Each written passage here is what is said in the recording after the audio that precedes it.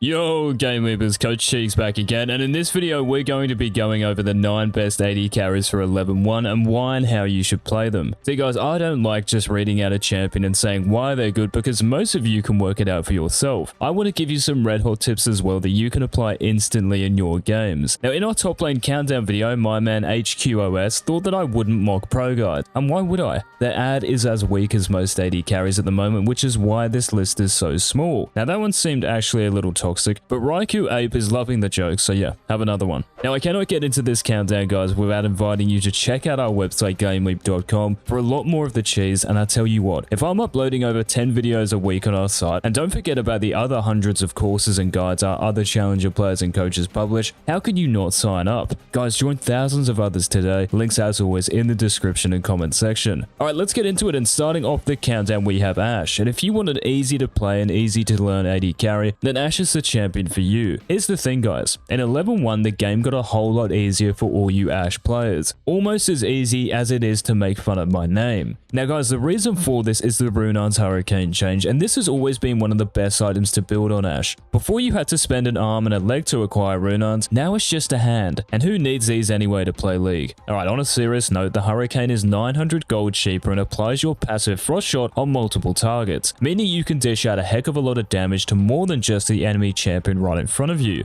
Now for those of you who average 5 CS per minute, and we've all been there, this also helps because let's be honest, farming with Runaan's, you just stand still and right click for 6 minions. It's noob friendly, which is why I love it. But Coach Cheeks, Ashe is so easy to kill, are you dumb? Hey listen, you're not wrong, but there are 2 great mythic options you should buy depending on what you're after that will lower that death count of yours. You can buy Gale Force to dodge key skill shots and CC, and you can buy Immortal Shield bow for lifesteal. If you're still dying on the reg, GameLeap.com. Now you guys have to know about a couple of fundamental details when you're playing Ashe. Your Q is an auto attack reset, and this is what makes Ashe one of the best lane bullies. One tactic is to auto the minions 3 times to gain 3 stacks of your ranger's focus, as you can see when I pause it here. This is indicated above my HUD. And when you auto attack them again, as you would to last hit, press Q as soon as you throw out that 4th auto attack. And guess what? You can basic attack again straight away with your extra arrows. Very deadly. Another cheeky tip you must know about, and this will get you free gold, is that your Hawk shot grants assist on unseen champions that your team kills. So if you fire your arrow towards the enemy Krugs, let's say, and their jungler is just chilling, if your teammates kill that target when you reveal them, you get assist gold. Now if you can envision yourself doing all of this guys, then go for it. Also try to envision yourself liking this video too. Alright, coming in at number 8 GameLeapers, it's Jinx, and if you had the patience to get through that PG ad before my voice kicked in, then you have enough patience to dominate on Jinx. Now like Ashe guys, Jinx has benefited from the recent Runaan's Hurricane change. It accelerates your power spike so you can buy Infinity Edge sooner. Now once you get to that spike, it's simple. You stand and you deliver, like a postman. But getting there is the hard part, and that's where Coach Eggs comes in. So the first thing to understand is that rockets are for harassing and poking. Your minigun is for anyone that dares get up close and personal, and that will be a lot this patch. I mean, it will be a lot every patch because every champion is melee and silver, but guys, seriously, one tactic you can employ with your rockets is to auto attack the ranged minions when the enemy ADC or support gets too close to them. The AoE of your rockets will chip away their health bar, and if they get tilted and start running at you, swap to your minigun and remind them why they are hard stuck. Okay, when you're in lane, another effective tactic is to W brushes you think the enemy support is lurking in. Think of a Thresh or a Leona. Revealing heavy engages like these 2 takes away their threat. Well, I hope so anyway. Oh, and one more thing. Do not try to W flash or R flash. Neither of these work and your teammates won't peel you after seeing you try it. Now moving on to number 7 guys, and we have Samira, and when she's not banned, you have some of the best carry potential on the Rift, but you can't just pick her in GG. Well, it would be because you'd lose, so to make it a W, you have to know about a few things. Now in terms of build, shield bow is always your mythic, because lifesteal is a huge part of your kit. I'm sure you've seen it where the enemy Samira suddenly spins around after you get her to 1 HP and she heals all the way back again and kills you in the process. That's shield bow Samira for you. Then you want to build the collector after shield bow, and then Infinity Edge if you're really snowballing, or Bloodthirster if you need more survivability. So after writing that down somewhere, listen up because you can't be a great Samira without knowing these crucial deets. When you W, you cannot auto attack, but guess what you can do? You can use your other abilities, so when you're fighting with your W active, E and Q through the target enemy. Lots of players don't know you can E and Q on Samira, but I'm here to let you know you can.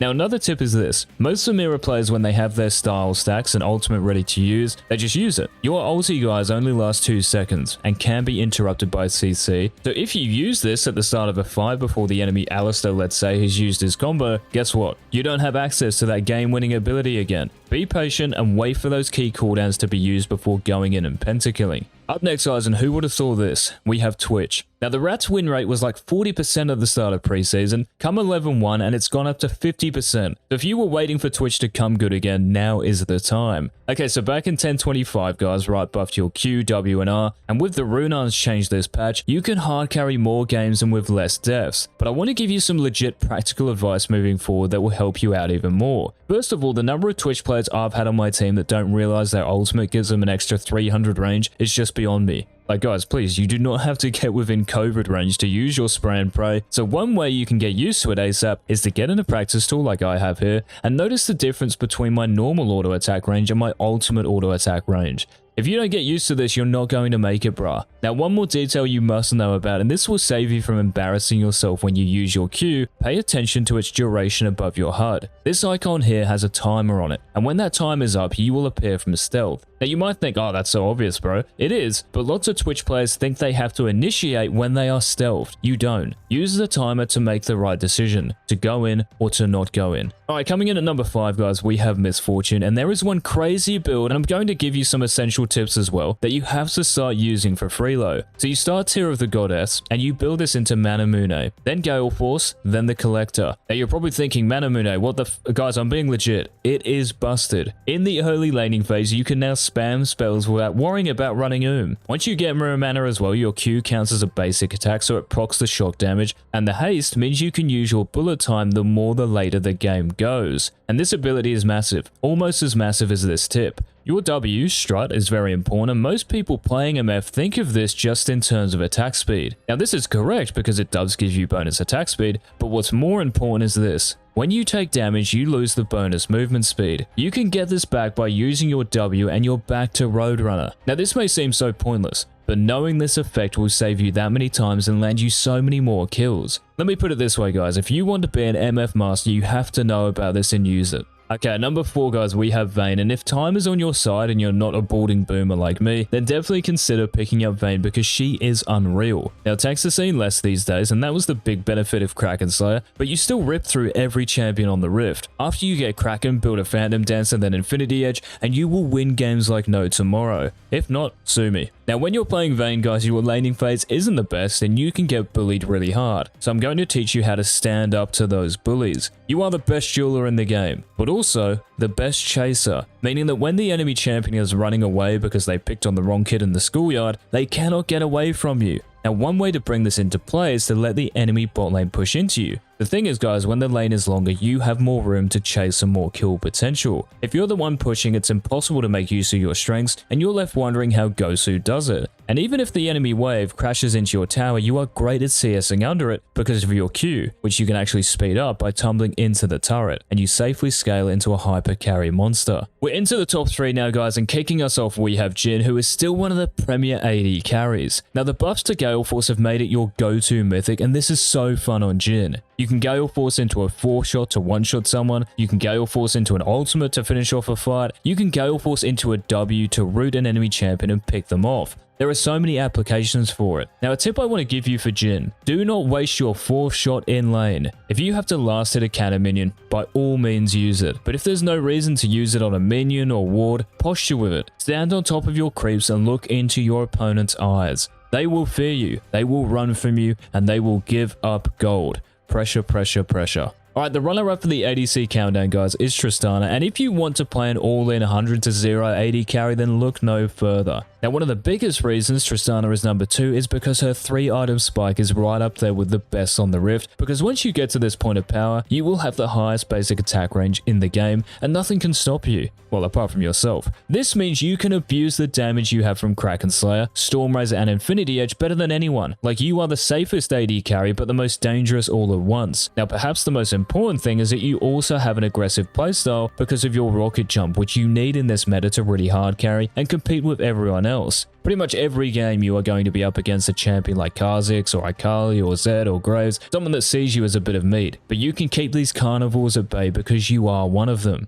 Okay, we are about to reveal the number 1 pick, and guys, before we do, it would make my day if you could head on over to our sick website at the end of this video, GameLeap.com. It's got everything you will ever need to climb out of elo hell and become a top tier player. In fact, the information that is in all of the videos I've made for our thousands of members is the information I used to help a student of mine attain rank 1 in EU West recently. It's all there, guys, waiting for your dad's credit card. Here we are, GameLeap is the number 1, and let's play that Who Am I game again. I can evolve my abilities. I have a shield, an invisibility, a dash. There's just so much counterplay. My ultimate resets my auto attack, which is hella useful when I'm in 1v1s, and I fire missiles. If all of them target one enemy, the damage is nuts. Guys, if you build Kraken Slayer, Runearns, and Infinity Edge, your DPS is crazy, and despite being squishy, it's still so hard to kill you. Grats if you guessed it, our number 1 for this countdown is Kai'Sa. Thanks so much for watching the video, guys. Please leave a like if you enjoyed, subscribe and turn on all notifications. This has been Coach Jinx. Until tomorrow's video, peace.